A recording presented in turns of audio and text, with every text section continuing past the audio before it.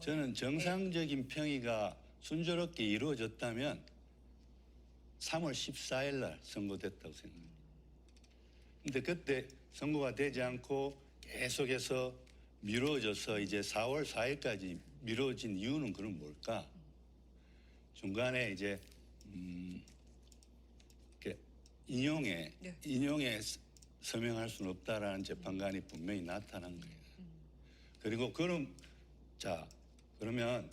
법리적으로만 판단하면 이거는 인용이 아닐 수가 없는 거예요. 사안이 너무 단순하잖아요. 그리고 헌법재판소가 대통령 파면을 위한 기준으로 노무현 대통령 사건 때부터 확립한 기준이 있습니다. 중대하게 헌법이나 법률을 위배하면 대통령도 파면돼요. 그러니까 국민의 직접 선거로 뽑힌 민주적 정당성이 강력한 대통령도 파면시킬 수 있다고요. 그다음에 중대성의 기준이 뭡니까? 헌법 소의 관점에서 용납될 수 없거나 혹은 국민의 신임을 배신한 경우, 두 경우 중에 어느 하나에 해당하면 돼요. 자, 그러면 제가 왜 인용 결정을 법리적으로만 판단하면 왜 인용 결정밖에 내릴 수 없느냐고 말씀드리면, 헌법 위반은요, 법률 위반까지 갈 필요도 없어요. 헌법 위반만 하더라도 헌법 77조 1항 전시사변 또는 이에 준하는 국가 비상사태 아니었잖아요. 요건이 안 된다.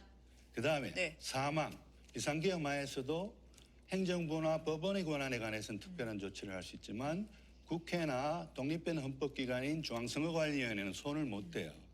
근데 무장한 계엄군을 투입했잖아요. 77조 3항도 위반했어요. 77조 4항 비상계엄을 선포하고 대통령이 이를 국회에 통지해야 돼요. 통지도 안 했어요. 그러니까 딴 거 볼 필요가 없는 거예요. 그것만 봐도 이미 헌법 위반만 지금 여러 조항을 했다고요. 그럼 중요한 건 뭐냐? 중대성 판단입니다.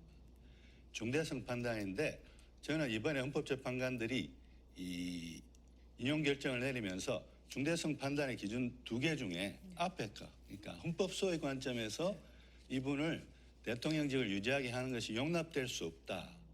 왜냐하면 박근혜 대통령도 그 헌법 소의 관점에서 용납될 수 없다고 해서 중대성이 인정돼서 파면됐거든요.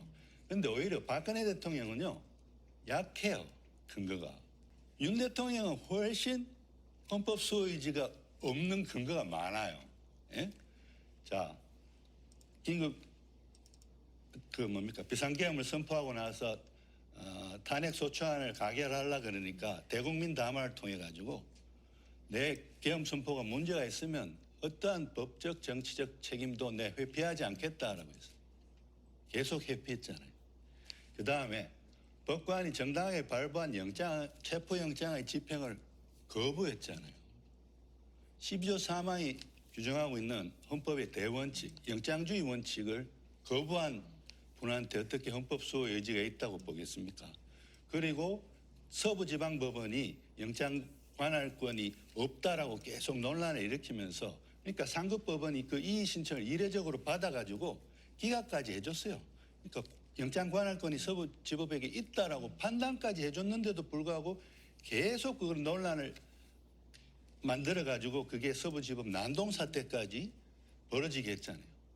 그런 게 있는데 어떻게 윤 대통령에게 헌법 수호의 의지가 있다라고 판단하겠습니까?